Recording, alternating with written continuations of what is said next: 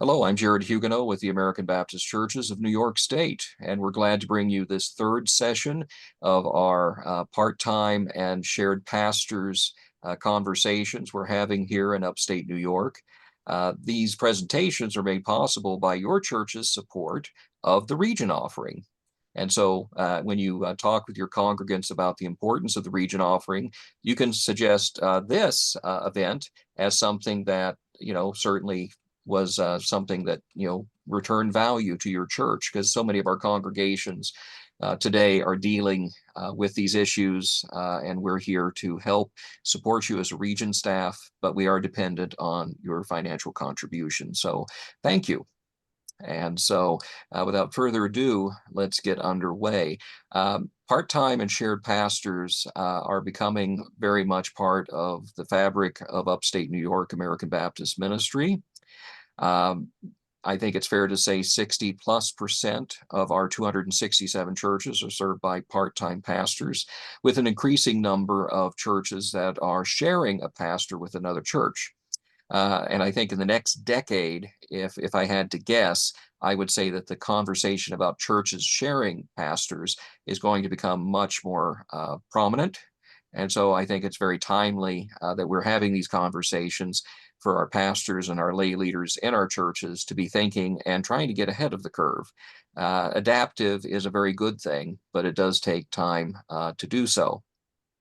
Because we have such a great big geography that we cover, I wanted to make sure we reflected some of that geographic diversity and congregational diversity.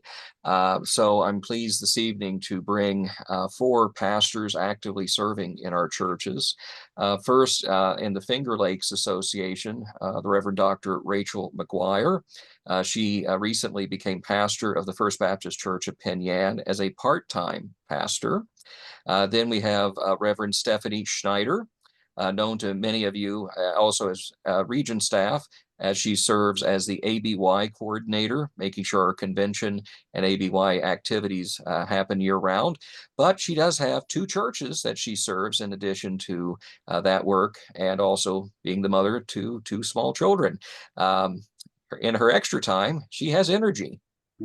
And Stephanie is the pastor for these last 5 years at 5.5, yep. 5.5 years at the Village Baptist Church in Fort Edward and the First Baptist Church of Glens Falls in the Adirondack Association. One of our pastors tonight is the Reverend Dr. Steve Chastain.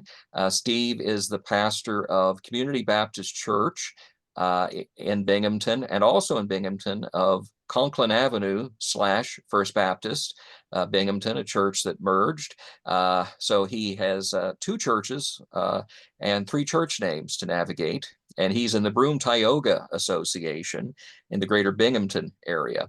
And in the Mid-Hudson Union Association, Reverend Walter Grosvenor Jr., who is the part-time pastor of the Second Baptist Church of Dover Plains. And so grateful for each of you and your ministry here. And so we're going to, in this order, let each of our speakers share a little bit before we go into a Q&A. And you're reminded that you can use the chat box to add your questions in advance to help us when we get to the Q&A to field the questions you came with this evening about part-time and shared pastors, that you could actually pick the brains of pastors doing just that. So without further ado, Dr. McGuire, please. Thank you, Jared. And hi, everybody. It seems funny for me to be sharing since you also recently welcomed me into your region. I came from the Rochester, Genesee region, and we were just talking about smaller and larger regions. And so I came from a much smaller, geographically tight region into the wild, vast upstate New York world. And I've really felt welcomed, and I've really liked being part of you all. A little bit about part-time ministry. So I came from an urban, well, I did a couple things before coming. I served a church, an urban, kind of really vibrant church here in Rochester for 8 years. And then I went to the seminary, Colgate Rochester Crozier, and served as a director of new models, helping them think about the future of seminary structures. And and then I left and began building a tech platform called Communityscape, somewhat in frustration with current structures, thinking about new ways of resourcing and sharing resources across all kinds of complex intersectional communities. So that's the other half of my life. And so it's been really good to be back into ministry, and the part-time arrangement in many ways has been perfect for me because it keeps me really grounded in community while doing the other work I'm doing as well. I commute from Rochester, which makes it kind of interesting. And I wasn't sure how that would be. It's about, if I go a little bit of the slower way, it's about an hour and a half. I can get it down to an hour and 10 minutes if I really want to speed. One way, but I love it. I love driving into the Finger Lakes. It's so beautiful. Um, and it's just Penn Yan is a beautiful community, incredibly connected, deep relationships, so different than my prior ministry, being in a place where people have known each other for generations, and they knew the person's partner, husband, wife that died um, a decade ago, and they knew them since they were a child, and they know everybody's stories inside and out. And my prior church was people that had never been Christian in their lives before, many of them, and were walking in off the street. And I was starting from square one, and but all that deep relational infrastructure wasn't there. And I really love that about First Baptist in Penn Yan. It's just about to come up on 200 years. So it's just a very deep, rich community. Um, Partly I chose that community for, focusing on that and feeling drawn to that because um, of its mission orientation. It's an incredibly mission-oriented church, deeply committed to that, even as their numbers decline and the demographics age. Um, and I also felt like that the Finger Lakes just had so much community richness and potential. And I'm kind of a community organizer at heart. So my the way that I'm always thinking about how to revitalize contexts that I'm in. And I draw a lot of that energy from the outer community and what's happening there, and where can we build connections? Where can we build relationships? How can we revitalize our building? They did a huge renovation 20 years ago. I couldn't really even imagine how this could be in today's world, but they built in a big addition on the building 20 years ago, which has remained empty for about 20 years. So I think the big question for churches now is, can you revitalize these spaces, you know, or get, move out of them or do something different with these spaces, but leaving them big and empty doesn't make huge sense. And so that was kind of a question entering into this ministry. And so we've been testing out the revitalization component, like parts of that. And is there energy out there? Are there people that want to use this space? And we've had some success with that. We do have new things happening in there, and new conflicts to go with them. They haven't had to have overlapping building usage problems. And we just this week, the scouts did an overnight, and they ate a bunch of food and tore apart a room that one of our new programs was using. It made the week a little more interesting. But I keep reminding our leaders that these are good problems to have, signs of life. So and help us figure out the structures and dynamics of the new situation. But I find it real in terms of being a part-time minister. I have two parts of my life I'm so passionate about, and I love doing them. But there is such thing as too much of a good thing, and I do get tired. And I would. It's hard for me to figure out how to do the level of structural thinking and community connecting and kind of energy stirring that is my leadership style in a part-time way. I'm always thinking about the church and always thinking about who can I call now in the community? Where can I find another relationship? Who can I listen to?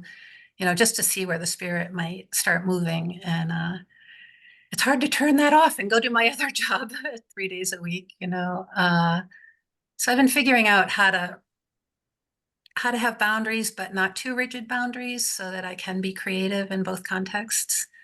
And then I have to do things like a major leader of our church died about a month ago, and it was just traumatic for everyone. And we found out, and I had to drop my other job and drive for an hour and a half and get down there and work and be with folks as their pastor. So that's an interesting part too, is to have that pastoral heart, but not be there, ready to respond and be over there in 5 minutes. So I think those are the big things I'm figuring out. And the aging church, I think, is a problem we're all figuring out together. And how to make, I'm so aware that what we do is so beautiful. We have this incredible gem of a place where people really love each other and support each other, where they get sustenance for their lives, something that kids need and young people need, but something about what we're doing isn't registering for people that haven't grown up in this experience. That's a tough nut to crack and working on it. I think that's really what I wanted to share with you. It gives you a little taste of what we're up to. Yeah, really looking for where is the spirit coming to life in this place, and how do I stay engaged with that as a part-time person and a person that's living an hour and a half away from my church. Thank you, Rachel. And now we'll go to Reverend Stephanie Schneider. Good evening, and I'm glad to be with you. As we talk about both part-time and shared pastors, I happen to run the combo planner on both of those. I do both. And so during the week, Monday through Friday, I work 4 to 6, so about 10 hours, or 10 hours total throughout the week. And then throughout the weekend between Sunday worship and things happening on Saturdays and meetings in the evenings, another 10 hours. And so that is the total of, like, my contracted hours is 20 hours between 2 churches. So there's a joke among ministry colleagues that what is part-time ministry? I mean, can you even have boundaries around full-time ministry? And so I think the thing that I have struggled with, and also have seen some hope and beautiful things within my congregations, is the boundaries around that. We have learned that I cannot split myself into many parts. I cannot be in 2, 3, or 4 places at one time. If I had a superpower, I think that would probably be it. If I wanted one, that would maybe be it, where I could be in multiple places at one time, or teleport myself within moments into one time. So I could be in 2 places at once. But things that affects are, my Sundays look like worship at First Baptist in Glens Falls at 9:30, and worship in Fort Edward. So it's about a 10-15 minute drive at 11:15. First Baptist has chosen that their deacon board and trustee boards meet immediately following the worship service, which is at the same time that I'm preaching at Village Baptist. And so I cannot split myself in 2 and both be at the meetings. And then the same thing happens in the evenings. I have commitments sometimes on the same night at both churches. And so that delicate dance and balance between serving 2 churches and being in them having to run themselves. One of the things that when you share a pastor is that each church needs to be significantly lay-led. The lay leaders in your church need to have the ability to run your board meetings, so that the pastor, while has input, the lay leaders really are running the bulk of things. Even on my Sunday morning worship, my second service is set up, and they did this before I arrived, that the first 15 to 20 minutes is led by a worship leader. And so if somebody is a guest at the First Church, at First Baptist, I am able to have a conversation with them, 15-20 minute conversation with them, and still make it to in time to preach. This has been some grace. I still feel guilty as a pastor walking in late to church, but it has been a way of giving grace to each other. My first church also says, well, you never spend any time with us because you're always running out of church immediately after. Immediately after church. Yeah. I see a question from Abigail. I do not, I preach the same sermon with choose your own adventure illustrations. So my illustration may be, usually is the same, but if there is something very specific for that church congregation, I will write 2 different ones and then have them in 2 different columns in my notes. And so I know that this illustration is for this church and this illustration is for the other church. Or highlighting a ministry in one church and highlighting a ministry in the other church. But I do, you know, if I preach lectionary style, that is, which often I do, that just makes sense to keep going with that, or with the same bulk sermon anyway. One of the other conflicts is remembering that it is about 7 to 10 hours of a week for a pastor to write a sermon. When you think about faithfully studying the material, doing the research, so half of my job between the both churches is writing my sermons and delivering them. And so it leaves a lot of mounting tasks throughout the week. As pastors, we have this never-ending to-do list. I don't know a pastor who ever has everything checked off their to-do list. Panelists, do you feel the same way? Yeah, we never ever have everything complete. But I feel like as part-time and as shared pastors, that multiplies the rate at which those tasks. And so trying really hard to delegate those into my lay leadership. I feel like I've covered a lot of things, and so I don't want to steal too much from Steve or from Walter. And so I will open it up to the next one. Okay, thank you, Steph. Now we'll go to Dr. Chastain. Well, hi everybody. I think our previous panelists have said a lot of really good things. I think that this idea of sharing a pastor, you know, between congregations or more than even 2. I was at one time serving 2 PCUSA congregations in addition to the 2 congregations that I'm serving now for about 6 months in a transition period where that just needed to be the case. And I mean, it's very uniquely challenging, obviously, for I think everybody involved, the congregations as well as the pastors. The 2 churches that I serve now, the 2 ABC congregations, are, you know, I've been with them one for 18 years and the other for about 13 years. So that also lends itself to a lot of you know, time to work through these challenges that all of us as panelists, I think, have faced, and that I'm sure other congregations have felt as well. Which doesn't mean everything's okay. It means that I think what I bring to the conversation as I listen to the previous 2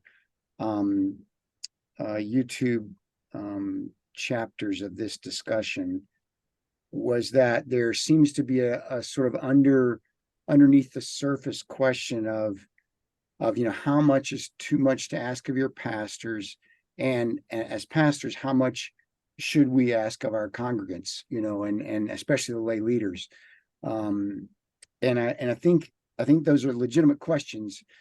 But what I've tried to tell my two church families over the years is, when these questions continue to come up, and they even do after all these years in different ways periodically, as I say, let's try to remember that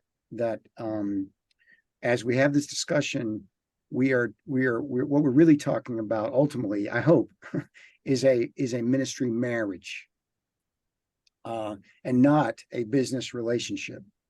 So what the temptation is, of course, is to try to delineate all these parameters of time and dollars and all that, and that those are all important questions. So I'm glad we're talking about those things. But ultimately, I think for it to work well, there has to be a love between the pastor and his people, a mutual covenantal commitment to one another in a way that it's much more of a marriage model, in my mind at least, than it is a business relationship.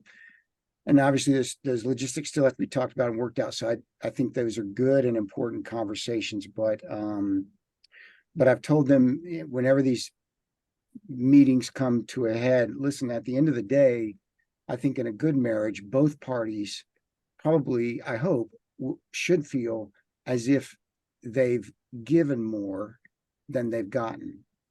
That's the goal, is to feel as if you're sacrificing more, even though you may not be getting, what you feel is a reciprocal response. I think if both parties feel like they're giving more than they're getting, then that's, sacrificial love for one another. And then hopefully the relationship will continue to flourish as a result. Now, it doesn't mean that we shouldn't speak up if we feel like, we're being, shortchanged or unfairly treated at some point. Those conflicts and conversations have to occur, and they should. But as they do, that's what I try to emphasize, and I think I can maybe add to the conversation in this case, is that hopefully that kind of discussion can take place within a mentality of marriage rather than just business relationships. Thank you, Steve. Now to Walter. Hello there. How you doing? I was sitting back just enjoying the conversation from the rest of the panelists, and I have a lot of questions, but a little bit about me. I come from urban ministry. I'm from I guess you would call it downstate. I'm all the way down in all the way down from Mount Vernon, New York, and I come from a church where there were 33 associate ministers, and so we were all trained in part-time ministry or part-time pastoring. And from where I come from, a full-time pastor is the anomaly, not the part-time. So that's all I knew. So when I'm looking at the YouTube videos and listening to Gerard speak, I'm like, wow, this is something that is kind of foreign to some people, but this is all I know. So I started when I came up here. Of course, it was huge culture shock because I came from urban ministry to rural ministry, and I had planted a church in, well, I was originally ordained AME Zion minister, and I planted a church in Wingdale on the other side of Dover Plains. Planted that church, and we were renting space from a Methodist church. And the Methodist church maybe had, I would say, 4 members. And so the church was falling apart, but we rented it anyway because we were just starting. And then we started building the church, and then COVID hit. Everything got shut down. And the 4 members that were in the Methodist church decided that they no longer want that church, and they shut everything down. So we had no place to worship. Meanwhile, on the other side of town, the Baptist church, Second Baptist, where I'm at now, had no pastor for about 3 years.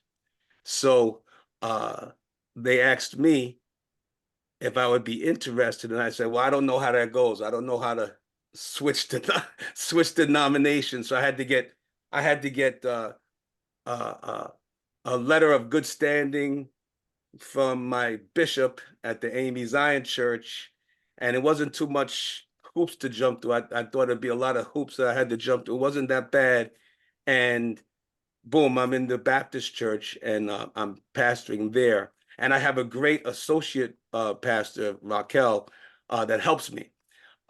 She was the interim pastor those 3 years. And I asked her, I was like, well, why didn't you just become pastor? She goes, oh, I didn't want the responsibility. I want the responsibility. And now, after almost 3 years being there, I see why. It's a lot. It's a lot as a part-time minister, because there's so many things and so many fires you got to put out on a daily basis, and plus your members, and plus the old building that you're trying to keep up. And I was listening to the first YouTube video about the percentage of your money that goes to the maintenance and upkeep of your church. Well, we've blown that out the water. I think it was supposed to be 25%. It's not 25%. So, and our building is supposedly, I don't have any documentation, but supposedly it's supposed to be a landmark in Dover. So my thing is, I don't really have that type of attachment to the church, but I know my members do, to the building itself, but I know my members do. There's generations that grew up in that church. So for me to suggest, well, maybe we don't need to be here, maybe we need to be someplace else, because it's a small congregation and it's a huge building. So that was going around in my head. I don't even know how to approach that yet. That's going to take some prayer um to approach that with discernment and with tact. But in order to make ends meet, I'm a school teacher. I teach an hour and a half away in New Rochelle. So I'm a school teacher. Then me and my big mouth, I was telling everybody in my congregation that they need to be involved in the community. And I kept on pushing that and pushing that and pushing that. And everywhere I looked, there was a sign around town that they needed volunteers for the fire department. So I figured I'll lead by example. And I went, and I just wanted to be chaplain. Just wanted to be chaplain. I said, listen, I'm the pastor across the street. I would love to offer my services as chaplain. And they're like, oh no, we already have a chaplain already. So I'm leaving. And then, yeah, but we could use your help. And I said, well, what do you need? They said, just come by next Monday. So I came by next Monday.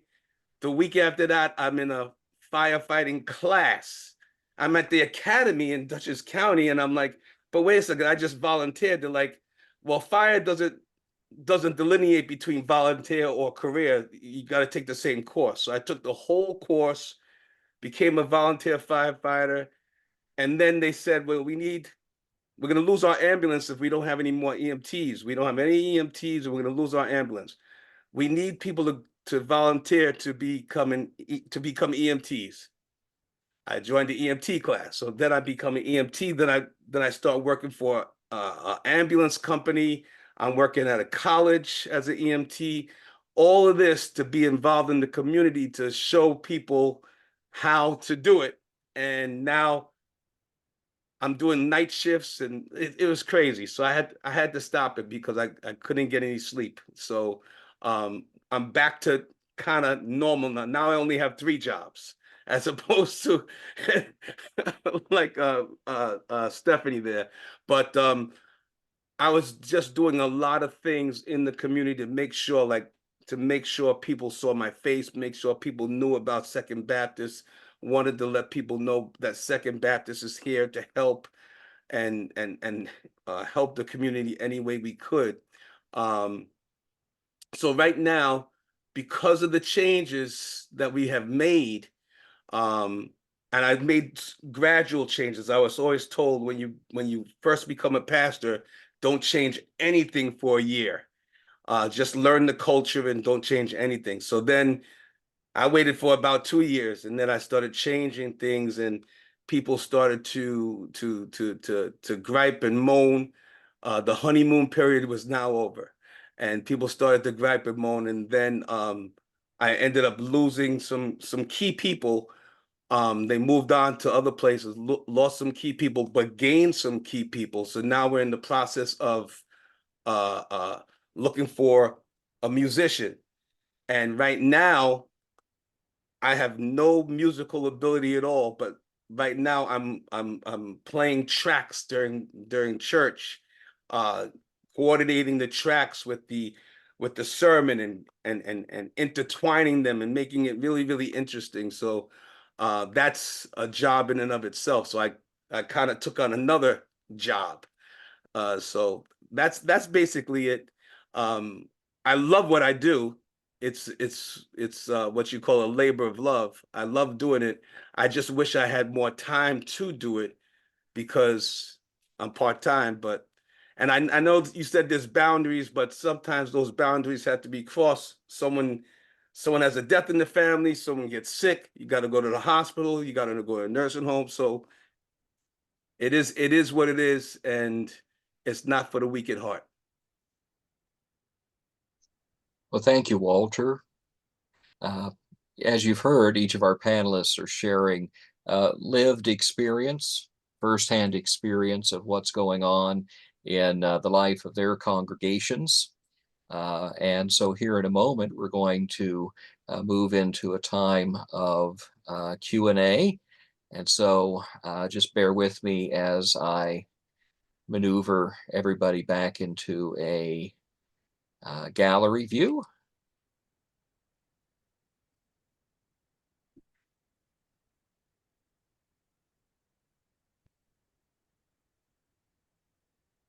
Okay, so here's our gallery, and I'm going to go over to our questions.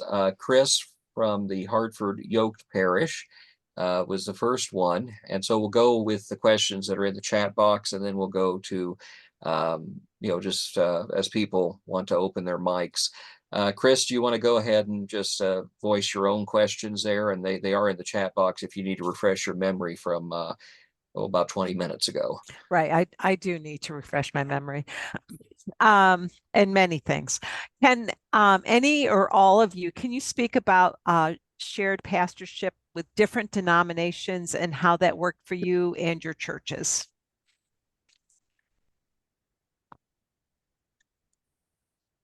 Okay, go ahead, Steph. That has not been my experience. And so I will defer to somebody else. Yeah, I think everybody here, if they're serving one church or two churches, they all happen to be American Baptist. So I'm going to slide over and pick on our resident Presbyterian, John Helgeson. He is at the Masonville Federated Church, which is ABC PCUSA, and the Bainbridge Baptist Church, which is just ABC. So John, if you want to respond to Chris's question. That's an interesting question. It's always a tough question. The polity in the Presbyterian Church is much more involved than it is with the Baptist polity. Let's say that very clearly. And as a result, it makes for interesting dynamics at times, because when you're dealing with the Presbyterian polity, there are certain things you have to do. Whereas in the Baptist polity, you can flow, go with the tide if you want. I've dealt with both aspects. And the result is that you're answerable to two denominations in certain types of ways. With the Presbyterians, you actually have to be in contact with the what's called the Presbytery, which is the regional body of the Presbyterians. And that means being involved in that concept, being involved in working with them. And since I'm in a strange position of being a part-time interim pastor, it means that we go back and forth in both church, in the Masonville church, as to which denomination has the pastor next. And as I know, there's one church in Canandaigua that's done something similar to this too, as I've dealt with that church very well. I know them very well. And the result is that this is the Presbyterians' time. And unfortunately, the Presbyterian system decided to change its whole system of calling a pastor at exactly the moment we're doing this, along with COVID. So you can imagine the double indemnity I'm going through right now of trying to work myself out of a job and not doing it very successfully, because the Presbyterians have gotten themselves into a mess not nationally, whereas in the Baptist thing, it's a much more easier type thing to call a pastor and to work with types of scenarios that happens. But in terms of actually cooperating, that's the interesting thing, is that I have found that the Masonville Federated Church, regardless of what denomination they are associated with, whether they're Presbyterian, Baptist, or something else altogether, they really cooperate together. They work together. They help each other, and they allow finances to go through each denomination, and they work cooperatively and make sure that they're doing whatever needs to be done to work both denominations. It's very the church is very cooperative and very good about that. It's the denomination is more of a hassle. So the result is that we've been able to do some remarkable stuff together, and been able to do a lot of things. And by the way, I also commute. So Rachel, I understand what you're doing. I'm about an hour away from them, which makes it even more interesting but I do go to a number of things, and some things I can go to, some things I can't go to. And I understand where Stephanie's coming from, where she said, since you can't be cloned, but you'd like to be cloned, sometimes you would, but I understand that very clearly.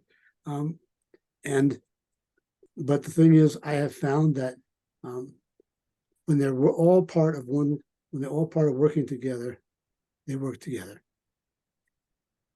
And I found that to be very helpful.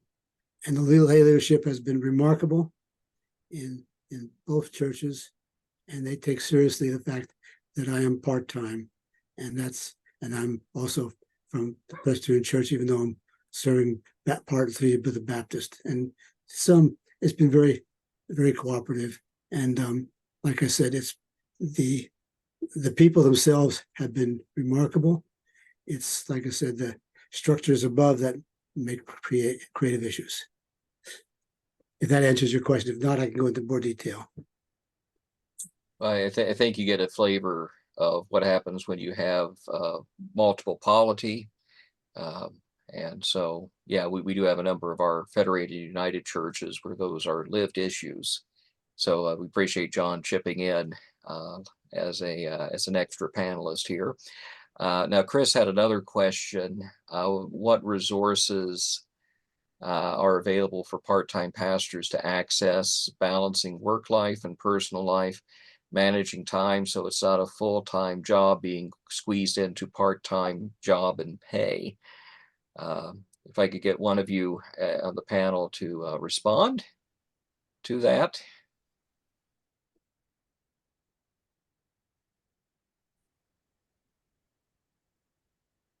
Is that question in the chat, Jared? I don't see it. Yes, it's Chris asked it around 7:14 p.m. So right towards the very beginning of the chat. I Okay. think that was sent just to you, Jared. Oh, okay. Well, that is a question. What resources are available for part-time pastors to access, balancing work life, personal life, and managing time so you're not, doing full-time work for part-time pay? I guess resources are those that maybe you find on your own, and then are there resources that you found helpful from, the denomination, the region? How do you keep the multiple plates spinning?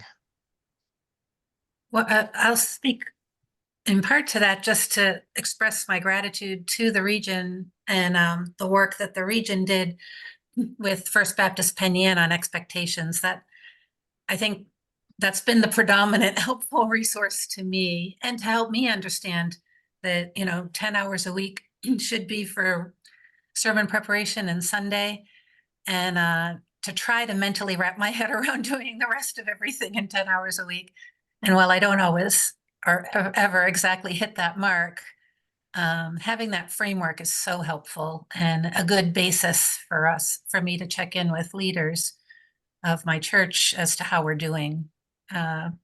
So I don't feel like I'm fighting with them about that at all. I feel like we're in it together to figure out how to make that framework work. So thanks, Jared and Jim, and to the region for, the groundwork with the church and with me to understand what that looks like. And I don't think I would have had a clue about that coming as I did from a different context. I really needed that framework to work with.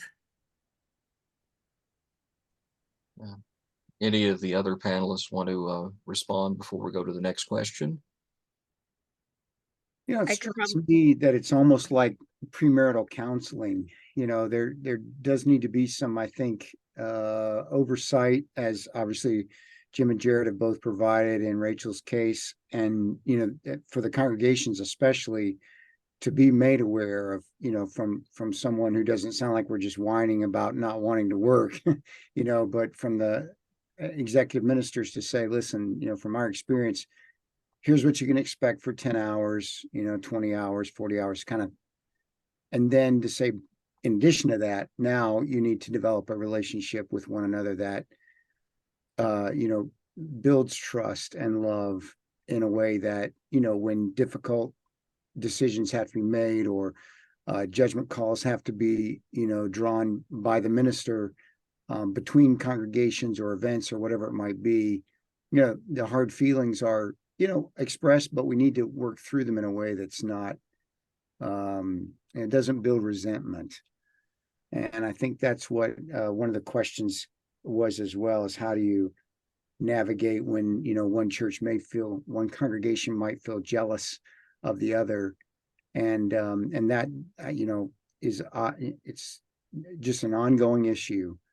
And there's never an easy answer that just solves all these problems. I think you just have to continue to work toward, building that trust in a way that talks it through and tries to continue to,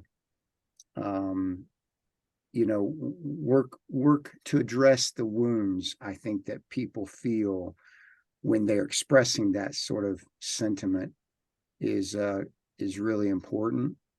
I have a 100-year-old woman in one of my congregations who just this past Sunday said to me, that she was resentful about how I didn't do something that she thought I should have done. And I just said to her, that pastor stinks. You should probably find a different church. And, we laughed about it, but of course, I've been there so long now that, we can laugh about this. So I don't mean that humor resolves everything, but I do think all this is really good and important. Sorry to take so long to say that. No, I was going to lean into Cheryl's question as well, about, she mentions that it's similar to marriage, but I have had a parishioner come to me and say, I feel like the stepchild. That my congregation doesn't feel like the favorite child. And to me, as a pastor of multiple congregations, that's always a warning sign that that something's been missed. And so I use that as like, the mockingbird or the bird in the coal mine. Canary. Canary. The canary, yeah. Thank you. The yellow bird in the coal mine. The yellow bird. If it's a big problem, it's Big Bird. Yeah. But that I have maybe had, a little too much time at one congregation and have been talking too much about one congregation, that I need to focus on some things that are happening in the other congregation that I may not even know about. And so leaning into, oh, so you feel like the stepchild, what makes you feel that way, and making sure to have those conversations, but also recognizing churches have seasons. And so in this last month, one church of mine has had 3 funerals in January. Well, that church in particular is going to have had taken a lot of my time by adding 3 additional funerals on top of all the normal splitting. But the other congregation had that back in September, right? So knowing that it's not going to be a week for week fight, it is a overall seasons and offering grace and mercy with each other in those times that we're collaborating and not competing as well. And then that leads me to Abigail's question about the congregations relating. One of the things that has helped in the last 5 years is that I don't do a Bible study throughout the entire year. I just do an Advent and a Lenten Bible study. And I have lay leaders that lead other Bible studies throughout the year. But those are the 2 that I lead. And I do them together with the intention that they get to know each other in those ways, which has helped build some trust with each other and some more familiarity. So Thank you. Yeah. Uh, answer some of the questions. Yeah, no, Sorry. I appreciate you all kind of looking at the chat and helping me fold some of the questions together. I guess one question that came up is in the chat, if you all want to take a peek. Besides preaching on Sunday, what are other, let's say, routine duties? Because we do have some churches in the region where you might as well just say they are at a financial point and a needs point where it's basically a person agrees to be dedicated pulpit supply. Their main job is Sunday morning, making sure the sermon and all the trains run on time. But only in extreme emergency do they get pressed in, and that's by covenant and design. But what are some other little pieces? Stephanie mentioned, doing some combined things and trying to learn how to delegate some things. Others of you on the panel, have you found some things that you constantly do, but then are there some things you collaboratively do? My congregations join together. So in July, church is at 1 service, or we combine services, 10 o'clock. So go, instead of 9:30 and 11:15, we worship together at 10 o'clock at one church in July and the other church in August. And that builds on a later question from Ruth Stoddard about, where would there be times for a joint service? And I'll ask a devil's advocate question. Let me get my little set of horns here. What happens, when people also say, well, we're doing so much together, are we basically going to merge? Because sometimes people do want to hold on to their identity separate. So how do you work the efficiencies as well as honor the fact that these are 2 distinct cats?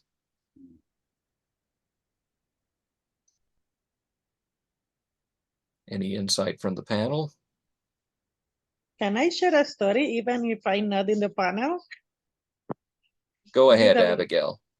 we have a church here that there were 2 churches together close one from another, and they were sharing a pastor. Like it's like one church was like a mission from the other or something like that, but they are in the same town, like 45 minutes apart. And the churches, when they start sharing the pastor into places, they decided to merge. The church was the one who came to the realization of like, why we're not together. But that's the only case I know like that. Well, I think one thing that we have to be mindful of is to always respect each church's autonomy. But sometimes churches can change their mind. I see a few people fainted, maybe from happiness that is true. We do have churches that do see these as trial balloons, and they always have the get out of this deal free card by our polity. But there are churches that do find eventually there's some strength in sharing or doing some creative things. But there could come a time where maybe two churches do become one. But I think, again, that has to be handled carefully and respectfully of all the dynamics and all the moving parts of such a thing like that. Any other comments from the panel before I hop to the next? That's basically what happened when I came from my church plant to Second Baptist.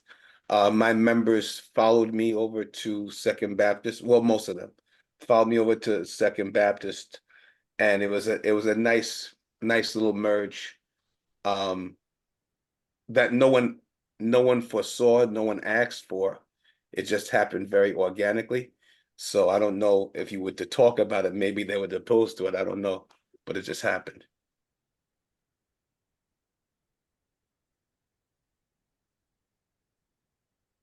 Well, and the only thing that I could probably add to this is that the merger question was I called it the M word, because it was a discussion between my two congregations for a number of years off and on, and even still reoccurs periodically. But I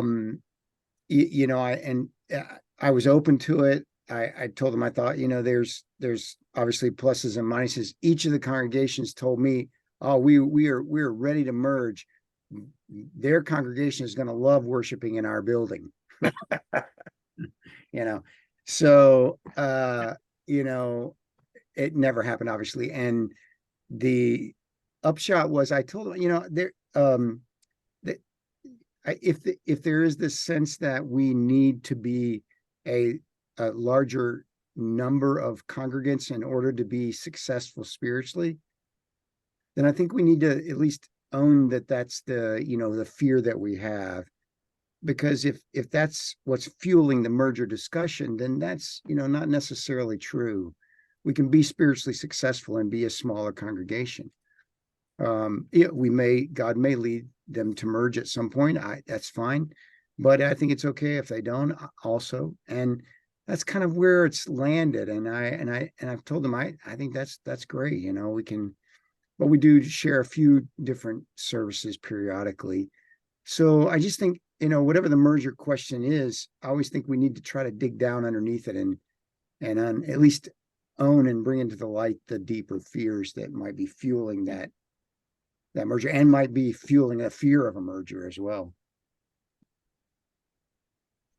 Yeah, I will say one rookie mistake I didn't realize was a rookie mistake was early on. I just used the word yoked at a region meeting. And there were, people like Hartford, they call themselves happily the Hartford Yoked Parish. But there are other parts of the state where, people were just like, no, not that word. So in writing the guide, you'll notice I say we're using the word shared, just to kind of deal with, there are some folks who bring stigma to certain words. And so, I think, but again, the sharing piece also kind of puts, asks people to put their cards on the table. How cooperative are we really with each other? Because there are churches, again, cathedral, but they don't see each other as peers. They see each other as, not on even playing field. Jim, do you have any word that you'd like to slide in here at this point? Okay. Well, let me go to one of the questions. Rita Hooper asks about how many of our churches in the region are 2 or more denominations. I can't pull the exact number out of my head this second, but pretty much every association we have, usually we have a federated or united church hybrid. Again, some of them could be 2 Baptist denominations, the dual alignment, National Baptist, American Baptist. We have PCUSA, ABC, UMC, ABC, UCC, ABC, Alliance of Baptist, Assemblies of God and American Baptist. And then we do have a three Federated Church of West Winfield, that is United Methodist, UCC, and ABC. And their term of call basically with the pastors is you rotate to each denomination. Now, the shadow side is with some denominations, even much bigger, more structured denominations, sometimes everybody is struggling with clergy, finding clergy. And so we have to be very creative. We can kidnap them from other regions like we did Stephanie and Rachel. No, I'm kidding. But we do have the reality that, we got 30 churches open right now. It's very, very, very, very tricky. And when I talk to denominational counterparts, they're singing the same song. So we're all struggling to find people willing to serve in local church ministry, regardless of polity. And then you also have to find a candidate who will comfortably work, especially when there's a difference of sacrament. In baptism, for example, there are some Baptists who will gladly serve ecumenically in different modes of baptism, and others for whom that is a convictional impasse that they cannot. So we do try to work up front with candidates when we know there's more than one, DNA at work within the congregation, to make sure we find candidates who will be sensitive and honor that church's unique duality. So we do our best to help. But again, it's a tough market. And so please promote our lay study program. Please. That is our nuclear reactor these days, more so than seminaries. So lay study, lay study, lay study. Say it with me, lay study. Lay study. Yeah, there we go. I'm going to take a look over here. The one question about satellite models. There have been questions about technology and trying to shorten the distance by having one congregation perhaps have part of the service where a pastor is in another congregation and you basically are watching the sermon live. And certainly in larger churches where they have a multi-campus model, somebody could be in Texas and preaching in Latham, New York, because they're under the umbrella of a larger, multi-state, multi-site campus. I don't know. This is kind of a gray area for us. How do we have a service and an identity? Because many of those churches also will say we are also paying somebody full-time or part-time to be the campus pastor.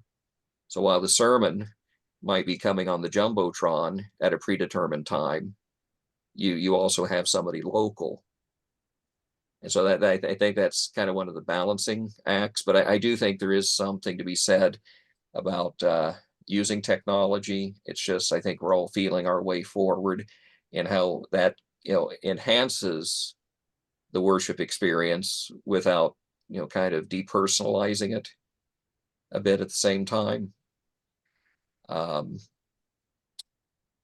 Holographic equipment. Yes, Steve, that's right. Holograms.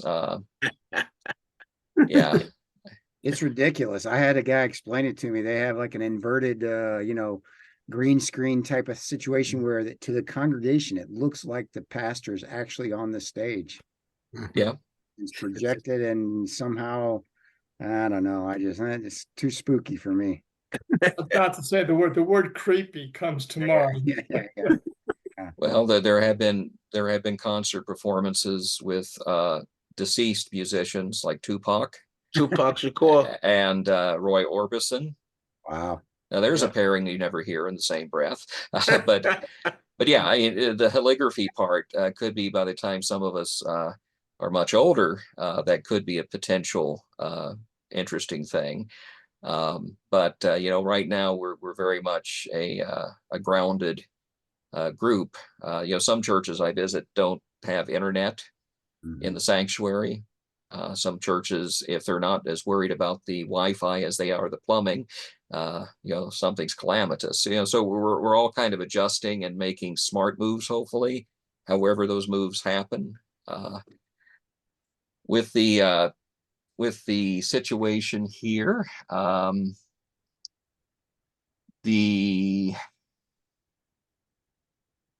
just checking my chat here. Go ahead. Are there any occasions where you do actually have a joint service? I think that was not quite touched on.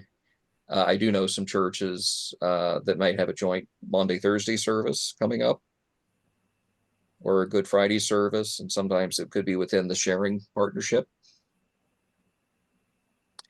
I think that can also happen, and it's been helping my part-time ministry and community connection to do that with my ecumenical partners. Yes. So we've been doing joint services and some worshiping in the park together over the summers,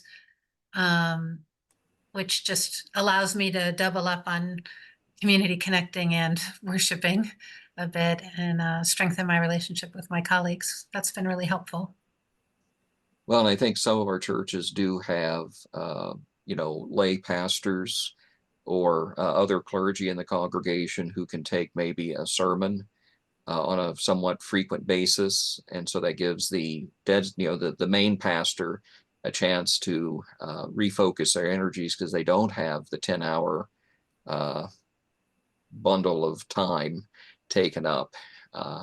I do know of a church in the Albany County area, Preston Hollow, which is very small, and for many years they have had two pastors. One who is designated the first 2 Sundays of the month, and then a pastor who takes care of the other 2 Sundays of the month. And then if there's a 5th Sunday, maybe they play rock, paper, scissors. I don't know. But the idea is, you have a dedicated preaching team. And the comment I got from one of the congregants was, well, we know that these two pastors are a little bit different in terms of how they preach, how they read the Bible. And so we get a pretty, modern take on the text for 2 weeks. And the other half, we get a more traditional take. And they like it, it works well. There's not, instead of a polarity, there's a balance. And so I think there could be something to be said about, having your pastor who's part-time routinely have something built into their agreement that the church will, kind of have some relief pitching. I did that in my last church a lot. We had a big preaching team, and working gently toward that here. And I think in both cases, there's this initial resistance, but the second it starts happening, people love it. They love hearing different voices. It's really much more interesting than hearing the same person all the time. Well, I think creativity, earlier in the conversation, Rachel and Stephanie, I think at both different points use the word beauty to talk about the kind of the experience of this ministry. We get to those levels of understanding when we have the brain space and the capacity to receive that as a gift. And so if week to week to week, the part-time pastor is continually drained, just like the full-time pastor or the shared pastor, we do need to help, look for ways for efficiencies, if you will, but also ways to be humane to our pastors, and do some of the lay leading of the service, help carry the load together. Collaboration, if you read my guide, is a big thing for any of this to work. If we're pastor-centric, we will get diminishing returns and very short tenured pastors. Nobody, when I meet with a search committee, will say, oh, we want our pastor to last 3 years. They want them to stay and stay and stay. Well, I want them to stay, but I think it's a team effort for the congregation to surround that pastor collaboratively, and for the pastor to be receptive to receive that collaboration. The late Henry Nouwen said, it's one thing to lead, it's another thing to be led. And I think we need to kind of reclaim some of that simple, beautiful logic. In the rest of the chat over here, as I'm checking, There was the question about a primer on how to have a part-time pastor or shared pastor. Well, the guide that I wrote on sabbatical is one of those. The book Part-Time is Plenty that we talked about earlier, and I did put some bibliography in some recent email to you. There are resources out there, but I think some of it is also taking the time to have more than just a person in the lay leadership read such things. By all means, have a study group. Have, Jim or I come and, maybe have a talk with you and the pastor. I want to see churches flourish. And yet, I think sometimes one of the biggest impasses is there's only one or two people with energy in the room. And we gotta kind of make that collaborative spirit infectious. Maybe not the best word after a pandemic, but you know what I mean. Any other questions this evening?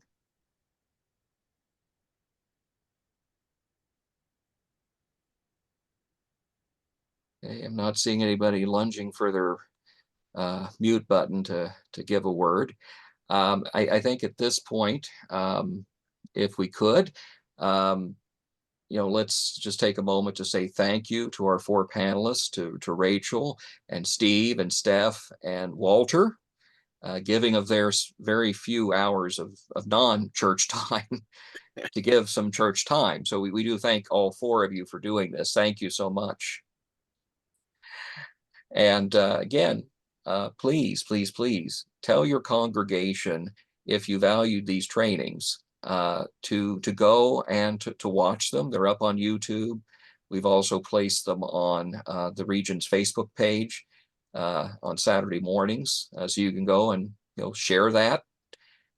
We're hoping that this is not just the beginning of a conversation, but the sustaining of a conversation long into the future, that we can work with you and alongside you as a region and keep those questions and that inquisitive spirit going, because you help us in the region become more sensitive to working with the rest of our churches by sharing your experiences and